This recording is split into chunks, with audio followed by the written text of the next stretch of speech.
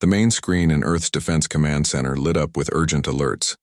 Admiral Frank Carter looked up from his coffee, his weathered face turning serious as he set the cup down. He was 53 years old, with gray hair at his temples, and eyes that had seen too many crises. This one, however, was different. "Sir, we're detecting multiple objects entering the solar system," said Lieutenant Paul Wright, his fingers moving quickly across the control panel. "They're massive and they're moving fast." Carter moved to stand behind Wright, watching as the sensor readings filled the screen. "How many?" "Over 3,000, sir. Maybe more."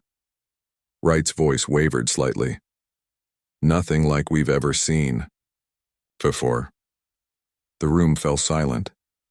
Earth had only achieved faster-than-light travel 15 years ago.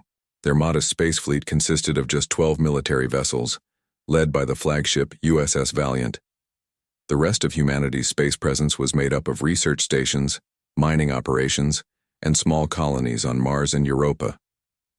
"Get me the Joe, President," Carter ordered, his voice calm despite the hammering of his heart. "And alert all ships to battle stations." Within an hour, the strange fleet had positioned itself just beyond Mars. Their ships were enormous. The smallest alien vessel was twice the size of the Valiant.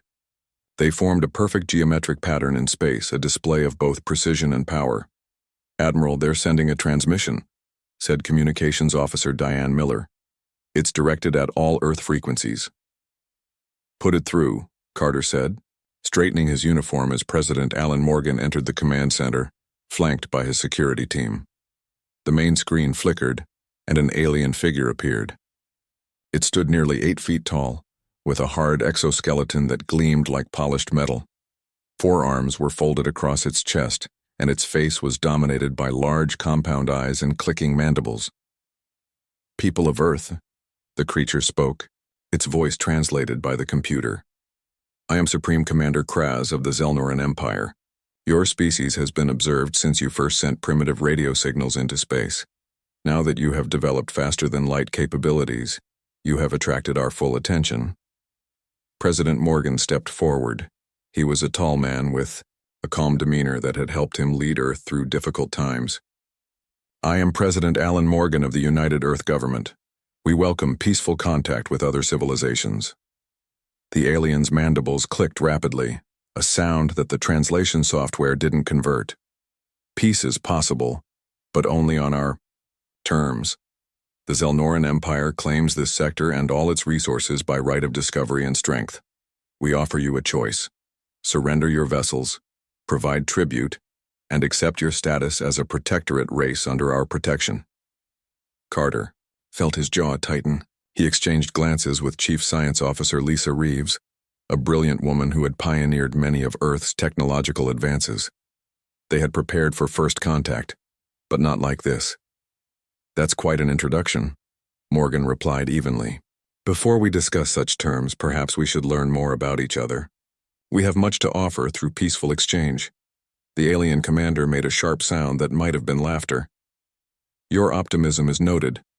Perhaps a demonstration will clarify your position." The view on the screen shifted to show the Zelnoran fleet.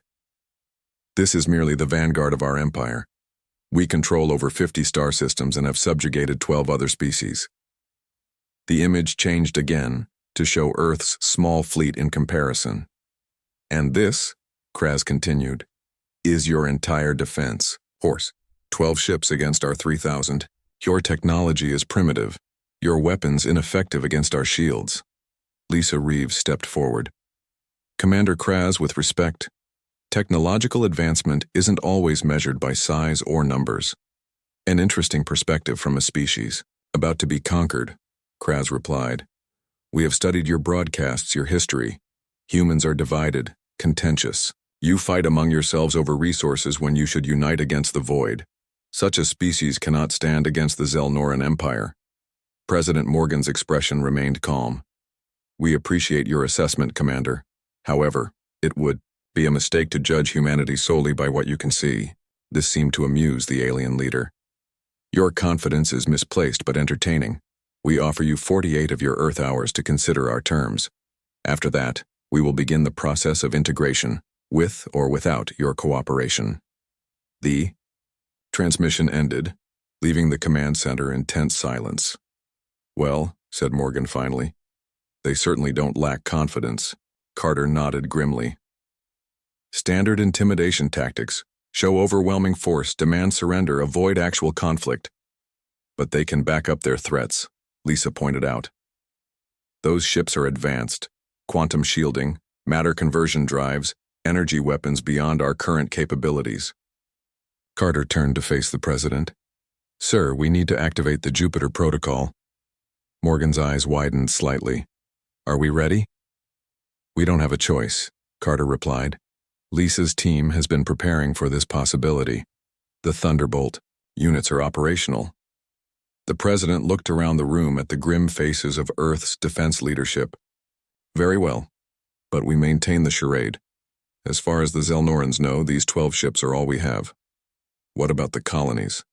Asked General Ben Howard, the head of the Mars Defense Force. Mars and Europa are vulnerable. Begin quiet. Evacuations, Morgan ordered. Make it look routine, shift changes, supply runs. Nothing that would alert the Zelnorans. Carter pulled up a secure communication channel. And we need to contact Greg Winters at Jupiter Station. Tell him to prepare the pilots. As the others left to carry out their orders, Carter and Lisa remained at the main console studying the alien fleet. They think they know us, Lisa said quietly. That's their first mistake. Carter nodded. And their last, if we do this right. He looked at the tactical display showing Earth's 12 ships. Small, outmatched but visible. Let them mock our tiny fleet. They don't understand what humans do when backed into a corner. Lisa smiled grimly. No one ever expects the species that evolved from prey animals to be so dangerous. 48 hours, Carter said, checking the mission clock that had begun counting down. That's all the time we need to spring the trap. Outside, visible from the command center's windows, the stars shone coldly in the night sky. Somewhere among them, 3,000 alien ships waited, confident in their overwhelming superiority. They had no idea what was hiding in the storms of Jupiter, or what humanity was truly capable of when threatened. The countdown to humanity's greatest gamble had begun. Jupiter loomed large through the reinforced viewport, its swirling storms casting strange shadows across the hidden station. Admiral Frank Carter stepped off the transport shuttle, his muscles stiff after the tense 18-hour journey from Earth. The shuttle had taken an indirect route, using the sun's radiation and the gravitational fields of several moons to mask its approach. Welcome to Olympus Station, Admiral, said Commander Greg Winters, saluting sharply. He was younger than Carter by at least 15 years, with a lean build and alert eyes that missed nothing. We've been expecting you. At ease, Commander, Carter replied, returning the salute. Is everything ready? Winters nodded. Yes, sir. The pilots are prepped and all systems are go. We've been running final simulations since your alert came through. They walked through a series of security checkpoints, each more stringent than the last. Olympus Station didn't officially exist in any Earth record. Built inside a hollowed-out asteroid that had been carefully maneuvered into Jupiter's upper atmosphere, it was shielded from detection by the gas giant's powerful magnetic field and constant storms. How many people know about this place? Carter asked as they entered a large elevator that would take them to the heart of the station. Less than 300, Winters replied. The engineering team, the pilots, essential support staff, and now you. The elevator descended rapidly, dropping through layers of armor and rock. When the doors finally opened, Carter couldn't help but gasp. Before him stretched an enormous cavern, at least a mile long and half a mile wide. It was filled with sleek, black ships unlike anything in Earth's official fleet. Project Thunderbolt, Winters said with pride. 100 attack craft, each with capabilities that would make the Zelnorans rethink their invasion plans. Carter walked forward, approaching the nearest vessel. It was smaller than Earth's conventional warships, barely 70 feet long, with a design that seemed to absorb light rather than reflect it. Its hull was smooth and angular with no visible weapons or propulsion systems. They're beautiful, Carter murmured. And deadly, came a woman's voice from behind him.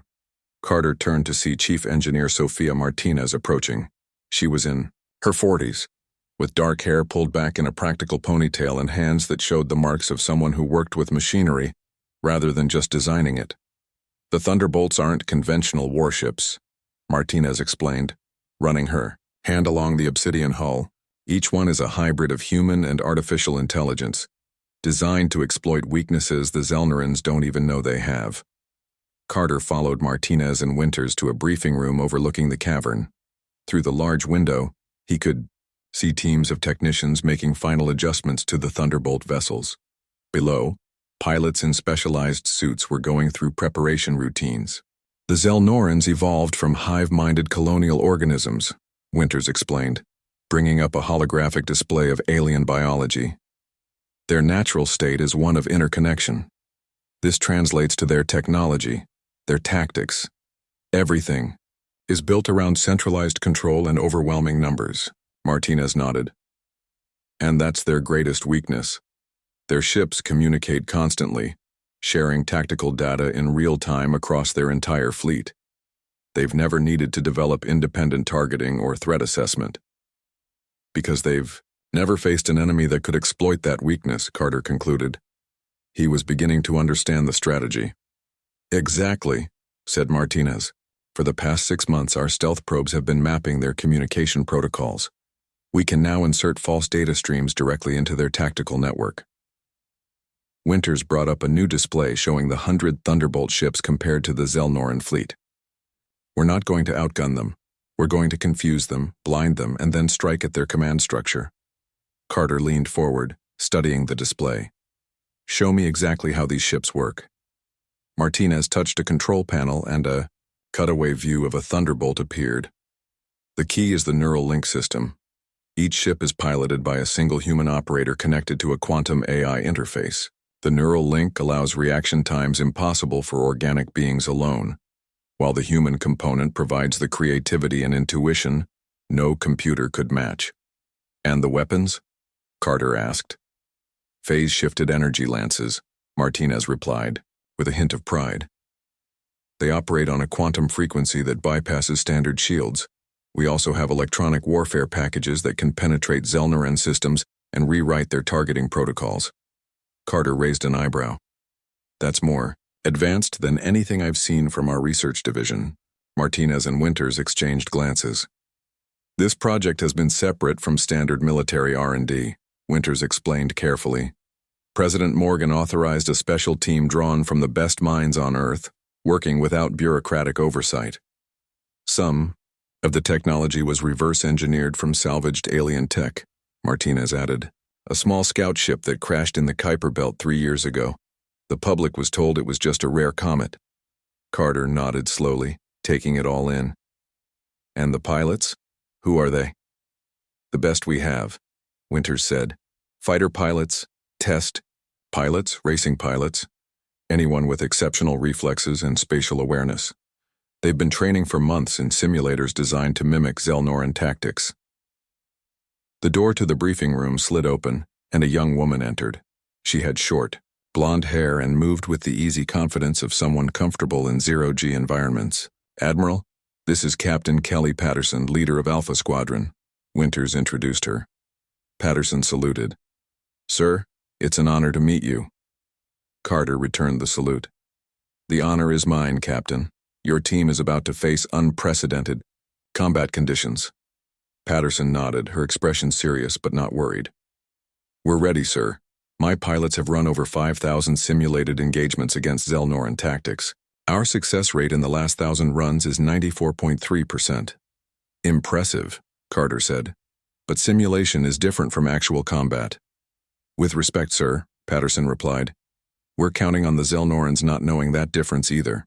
They've conquered through overwhelming force for so long that they've forgotten how to adapt. Carter smiled slightly. Good point. Martinez brought up a new display showing the solar system. The Thunderbolts are currently deployed in 3 locations. Here, at Jupiter, in Saturn's rings and around Neptune. We can launch all 100 ships within 6 minutes of your command. And the Zelnorans won't detect the launches? Carter asked. Not until it's too late, Winters assured him. We've developed a new drive system that leaves minimal energy signatures. By the time they realize what's happening, our ships will already be among them. Carter stood and walked to the window, looking out at the Thunderbolt vessels again. They represented humanity's greatest achievement and their last hope. When I joined the Defense Force 30 years ago, he said quietly, I never imagined we'd face a threat like this, but I also never imagined we'd be capable of creating something like Project Thunderbolt. He turned back to face the others. The Zelnorans think they're dealing with a primitive species with 12 outdated ships. They've miscalculated badly. Martinez smiled. That's what happens when you judge by appearance rather than potential. How soon can we be ready to launch? Carter asked. The pilots are making their final preparations now, Winters replied. We can be ready in 4 hours. Carter nodded. Good. I want to meet with all squadron leaders before then. The Zelnorans gave us 48 hours to surrender. Let's use that time to prepare our response. As the others left to carry out his orders, Carter remained at the window, watching the activity below. Humanity's fate would soon rest in the hands of 100 pilots and their extraordinary ships, a tiny fleet that would soon bring doom to those who had mocked it. The 48-hour deadline was almost up. On the bridge of the USS Valiant, Admiral Frank Carter stood with his hands clasped behind his back, watching the main screen as the massive Zelnoran fleet began to move.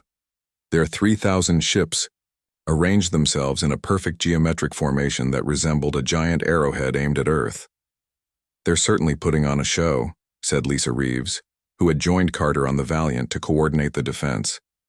She kept her voice low, though only the bridge crew was present and all of them knew about Operation Thunderbolt. That's the point, Carter replied. Intimidation is their first weapon. The communications officer, Lieutenant Steve Burke, looked up from his station. Admiral, the Zelnorans are hailing us. Carter nodded. Put them through. The screen shifted to show Supreme Commander Kraz. The alien leader's compound eyes gleamed under the harsh lights of his command center. Admiral Carter, Kraz said, his translated voice carrying a hint of amusement. Your deadline has arrived. What is Earth's answer to our generous terms? Carter kept his expression neutral. Commander Kraz, President Morgan has asked me to deliver our response personally. We appreciate your patience in this matter. The alien's mandibles clicked rapidly. Your stubbornness is illogical but admirable. We have studied your species closely. You value your freedom, yet you are hopelessly outmatched. Surrender now and we will preserve your culture as a curiosity. We might even find your individual thinking useful in certain limited applications. Carter allowed himself a small smile. We appreciate your interest in human culture, Commander. Allow us to show you another aspect of it, our response to threats. Glanced at Lisa, who nodded and activated a secure comm channel. Olympus Station, this is Science Officer Reeves. Execute Phase 1. Kraz tilted his head, clearly puzzled by this exchange. What trickery is this? Your 12 ships cannot possibly. Carter cut him off. You're about to learn an important lesson about humanity, Commander. We don't measure strength by the size of our fleet. At that moment, deep within Jupiter's swirling clouds, 10 Thunderbolt vessels launched from their hidden base. Their sleek black hulls absorbed nearby light as they accelerated to speeds that would have crushed any normal human pilot. But inside each craft, a pilot merged with their ship's AI through a neural interface, their reflexes and reaction times enhanced beyond normal human limits. Captain Kelly Patterson led Alpha Squadron, her consciousness expanded through her neural link to encompass the entirety of her ship. She felt the smooth acceleration as a part of herself rather than something happening to her. 9 other pilots followed in perfect formation, their minds similarly merged with their vessels. Alpha Squadron away, she reported, her voice calm, despite moving at nearly 1/10 the speed of light. Approaching initial targets in 40 seconds. From Saturn's rings, Beta Squadron launched under the command of Captain Ryan Mills. Another 10 ships, each piloted by a single human whose mind was linked to a quantum AI. Beta Squadron away. Mills confirmed. deploying electronic warfare, packages, and from the dark side of Neptune, Gamma Squadron began their approach, led by Captain Diane Foster. Gamma Squadron away, Foster reported, moving to flanking positions. On the Valiant's bridge, Carter watched as small indicators appeared on the tactical display showing the positions of the Thunderbolt squadrons. They were moving too fast for standard sensors to track properly, appearing as little more than flickers on the edge of detection. The first Thunderbolts will reach the Zelnoran fleet in 5 seconds, Lisa announced. Electronic warfare systems, active. On the screen, Kraz was still speaking, unaware of what was happening. Foolish resistance will only increase the severity of our response. Your primitive weapons cannot... The alien commander suddenly stopped, his head turning as alerts sounded on his bridge. His mandibles clicked rapidly in what Carter had come to recognize as alarm. "What is this?" Kraz demanded. "Our rear guard reports unknown contacts." The first wave of thunderbolts tore through the outer edge of the Zelnoran formation. They didn't attack like conventional warships, firing from a distance. Instead, they sliced directly through the alien fleet, each craft targeting communication, nodes and sensor arrays rather than weapon systems. Kelly Patterson guided her Thunderbolt between 2 massive Zelnoran cruisers. Through her neural link, she could sense the alien vessels as clearly as if they were extensions of her own body. She identified a central communications array on the nearest ship and fired her phase-shifted energy lance. The beam passed through the Zelnoran shields as if they weren't there, precisely severing the array from the rest of the ship. "Alpha 3, watch your port side," she called to one of her squadron. "Targeting systems active on that destroyer." "Copy that, Alpha Leader," came the immediate response. The pilot of Alpha 3 rolled his craft in an impossible maneuver, slipping past enemy fire to disable the destroyer's targeting computers. Within minutes, 30 Thunderbolts were weaving through the Zelnoran fleet. They didn't need to destroy the enemy ships, just blind them and cut off their communications. Each disabled system inserted more chaos into the perfectly coordinated alien formation. On the Valiant, Lisa watched the sensor readings with growing excitement. "The virus packages are working. Thunderbolt squadrons have successfully inserted false data into the Zelnoran tactical network." Carter nodded. "Now for Phase 2. He opened a channel to all Thunderbolt squadrons. "All units, execute Phase 2. Target priority, command and control systems." The response from the squadron leaders was immediate. "Copy that, Admiral. Executing Phase 2. The Thunderbolts changed their attack pattern, now directly targeting the Zelnoran command ships. These vessels, positioned in the center of the alien formation, coordinated the movements of the entire fleet.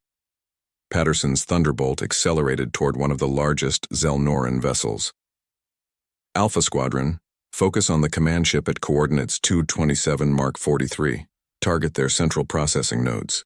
The 10 ships of Alpha Squadron converged on the massive command vessel, their phase-shifted weapons slicing through its defenses with surgical precision. On the Zelnoran bridge, Kraz was shouting orders, but his once perfect formation was breaking apart.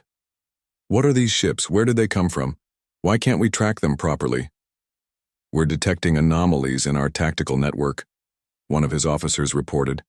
"Our ships are receiving conflicting orders." "Impossible," Kraz snarled. "Purge the system and re-establish control." But it was already too late. The carefully coordinated Zelnoran battle network was collapsing under the strain of contradictory information. Ships fired on false targets or collided with each other as their navigation systems received corrupted data. Back on the Valiant, Carter watched as the massive alien formation began to dissolve into chaos. "Launch all remaining squadrons," he ordered. "Full deployment." From their hidden bases, the remaining 70 Thunderbolts launched, accelerating toward the already confused Zelnoran fleet.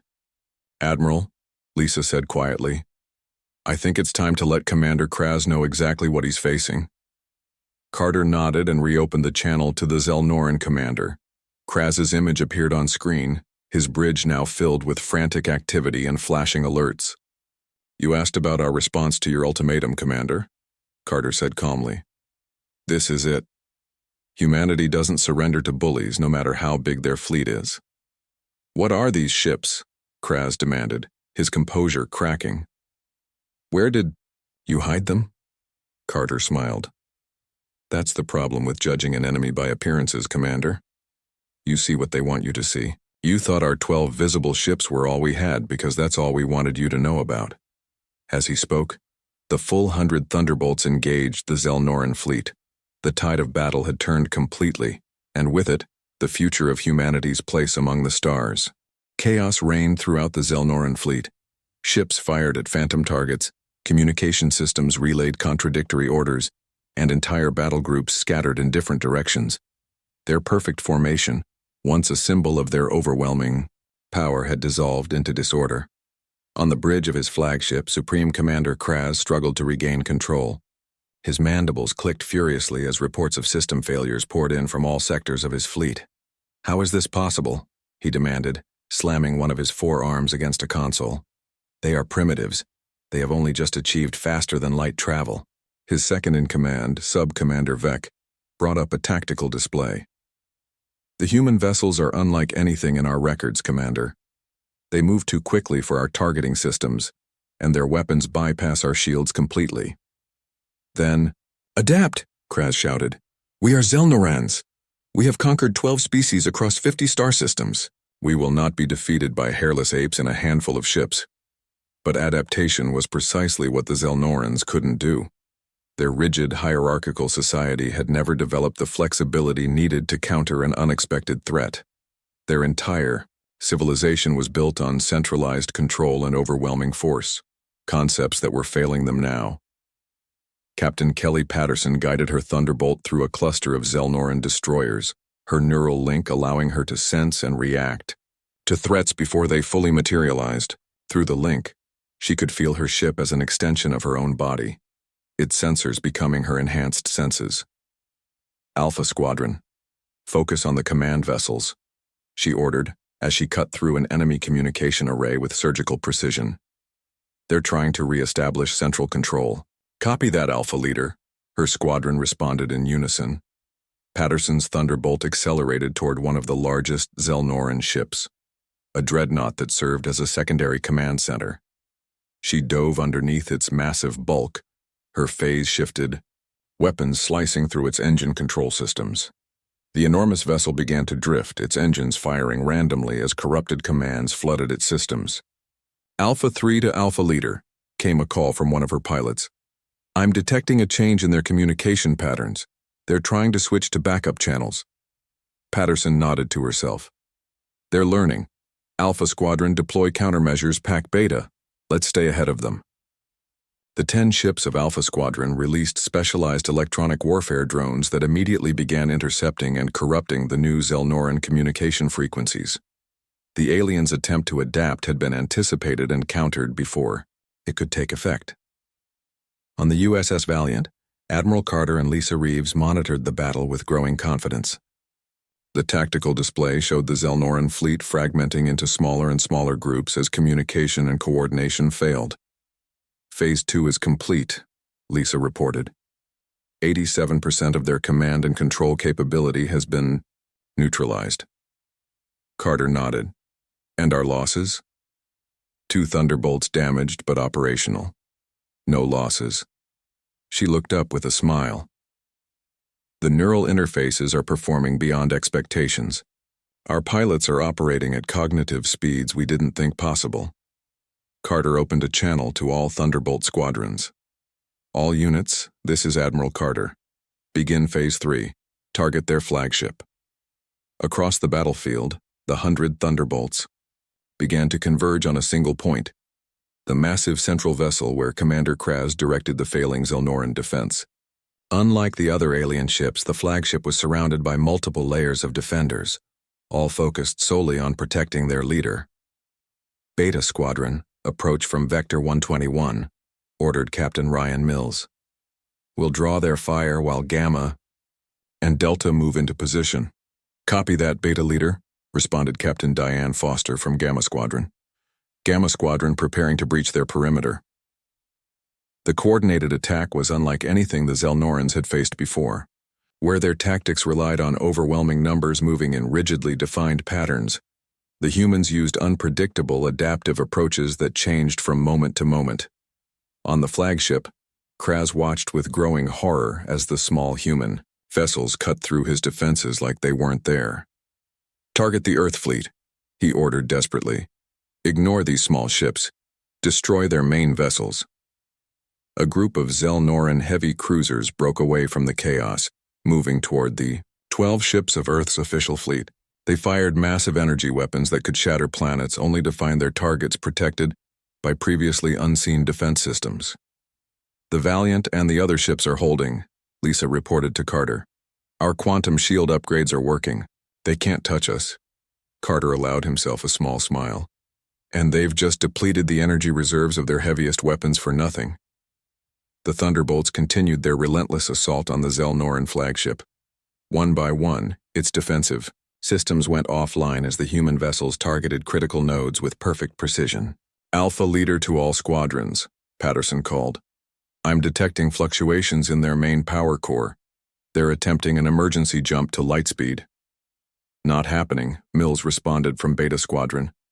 "Target their drive systems. Don't let them escape." 3 Thunderbolts from Beta Squadron accelerated toward the flagship's massive engines, their phase-shifted weapons easily penetrating the weakened shields to disable the light-speed drive. Inside the flagship, alarms blared as systems failed across the ship. Kraz stared at the tactical display in disbelief as the small human vessels surrounded his command ship. "This is impossible," he muttered. "We outnumber them 1,000 to 1. Vec, his second-in-command, approached cautiously. "Commander, we must consider surrendering. We cannot fight what we cannot hit, and our fleet is in disarray." Kraz whirled on his subordinate. "Surrender? To primitives? Never." He activated the ship-wide communication system. "All vessels converge on the flagship. Protect your Supreme Commander at all costs." But the order never reached most of his fleet. The Thunderbolts had compromised the communication system so thoroughly that his commands were either blocked entirely or corrupted into nonsense. On the Valiant, Carter watched as the remains of the once mighty Zelnoran fleet struggled to regroup. "They still don't understand what's happening," he said quietly. "They can't adapt to fighting an enemy that doesn't follow their rules of warfare." Lisa nodded. "Their entire civilization is built on centralized control. Take that away and they're lost." "Admiral," called Lieutenant Burke from the communications station. "Captain Patterson reports the Zelnoran flagship is completely isolated and disabled. They're ready to board." Carter exchanged glances with Lisa. "I think it's time I had a face-to-face conversation with Commander Kraz." He tapped his comm badge. "Captain Patterson, prepare a boarding party. I'm coming over." Within minutes, a special Thunderbolt equipped for personnel transport detached from the Valiant. Carter, along with a small team of security officers, boarded the vessel. Through the viewport, he could see the disabled Zelnoran flagship, the massive structure that dwarfed any human ship now floating helplessly in space. "Admiral," Patterson greeted him as he strapped into the neural interface chair.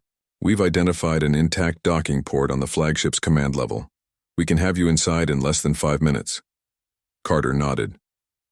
"Let's go. I think it's time Commander Kraz learned a valuable lesson about making assumptions." As the Thunderbolt accelerated toward the crippled flagship, Carter looked out at the battlefield. The once mighty Zelnoran armada was scattered and broken.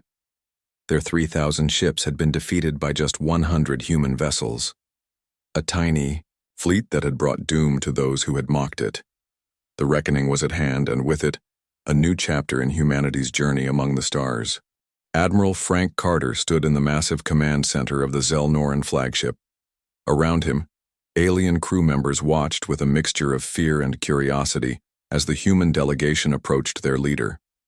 The once proud Supreme Commander Kraz sat on his command chair, his forearms folded across his chest in what Carter had come to recognize as a defensive posture. "You have defeated us," Kraz said, his translated voice flat and emotionless. "An impossible outcome, yet here we are." Carter nodded. "Not impossible, just unexpected. You made a fundamental mistake in your assessment of humanity." The Admiral gestured toward the view screen, which showed the scattered remains of the once perfect Zelnoran formation. The 100 thunderbolts moved among the disabled alien ships, securing them one by one. You counted ships, Carter continued. We counted innovation, adaptability, and the strength of individual initiative. One human with the right tools is worth 1,000 warriors who can only follow orders. Kraz's compound eyes studied Carter carefully. How? How did your species develop such technology without our knowledge? Because we kept it hidden, Carter replied simply. Humans have been fighting outnumbered since we first picked up stones against predators. We've spent our entire history turning disadvantages into strengths. The Admiral stepped closer to the alien commander. We knew someone, like you would come eventually, so we showed you what we wanted you to see, a small, seemingly vulnerable fleet. Meanwhile, we built our real defense in secret. For the first time, Kraz seemed to understand. His mandibles clicked slowly as he processed this new perspective. Your species thinks differently than any we have encountered. You embrace disorder and unpredictability. We call it creativity, Carter corrected him, and individual initiative. Your civilization values perfect order and overwhelming force. Ours values innovation and adaptation.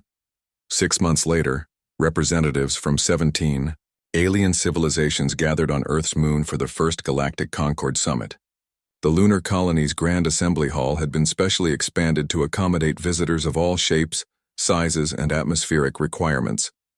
The Zelnoran Empire, now led by a reformist council after Kraz's removal from power, sent their highest diplomat. Other species, many previously dominated by the Zelnorans, came to see the humans who had accomplished the impossible. President Alan Morgan addressed the assembly, with Admiral Carter and the key architects of the victory at his side. We did not seek conflict, Morgan said, his voice carrying through the translation systems to all delegates. But neither did we shy from it when it found us. Humanity doesn't measure strength by the size of our fleet or the number of our warriors. We measure it by our ability to adapt, to innovate, and to overcome. The Zelnoran representative, Subcommander Vec, now promoted to first diplomat, spoke next. The Zelnoran Empire has existed for 30,000 of your years, expanding across the stars. Never did we consider that a species might develop differently than ourselves. The lesson has been illuminating. He turned toward the human delegation. We offer not just peace but alliance. There is much our civilizations can learn from each other. Lisa Reeves had spent weeks studying the various alien cultures represented at the summit. The Zelnorans aren't evil, she explained to Carter as they watched diplomatic teams begin negotiating trade agreements. They simply couldn't conceive of individualism as a strength rather than a weakness. Commander Greg Winters, now Admiral Winters, after Carter's promotion to Fleet Command, nodded. And now every power in this sector is reassessing everything they thought they knew about warfare and civilization. That's the real victory, Carter said. Not defeating their fleet, but changing their perspective. The Thunderbolt program remained Earth's most closely guarded secret, but its legacy transformed humanity's place in the galaxy. Not as conquerors or the conquered, but as innovators who had proven that sometimes the smallest fleet could change the course of history.